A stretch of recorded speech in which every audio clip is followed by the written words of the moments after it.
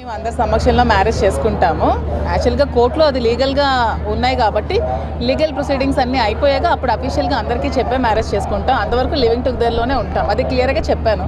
నేను every year స్వామి బ్రహ్మోత్సవాలకి నేను వస్తాను, ఎందుకంటే నేను బేసికల్గా చిన్నప్పటి నుంచి స్వామి భక్తురాలు కాబట్టి ఈ కుటుంబ విభేదాల్లో నా ఆస్తులన్నీ కూడా నా కుటుంబ సభ్యులకి రాసేసాను, నా భార్యకి పిల్లలకి. ఇప్పుడు ఏదైతే ప్రచారం జరుగుతుందో మేమిద్దరు వివాహం చేసుకుని దానికి ఈరోజు వచ్చామని, అందుకే దర్శనం చేసుకున్నామని, అది అబద్ధం అండి.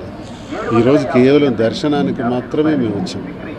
గతంలో కూడా చాలాసార్లు రావటం జరిగింది. నేను ఇదివరకు మీడియాలో కూడా చెప్పాను, ఇప్పుడు అలాగే వచ్చాను తప్ప కోర్టులో కేసులు ఉంటుండగా నాకు వాణికి మధ్య సంబంధించినటువంటి కోర్టు తీర్పు ఏ రకంగా ఉంటుందో తెలియదు.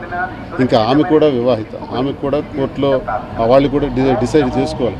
ఇవన్నీ నిర్ణయాలు జరిగిన తర్వాత తీర్పు అంటూ డివర్స్ జరిగితే రెండు వైపులు అది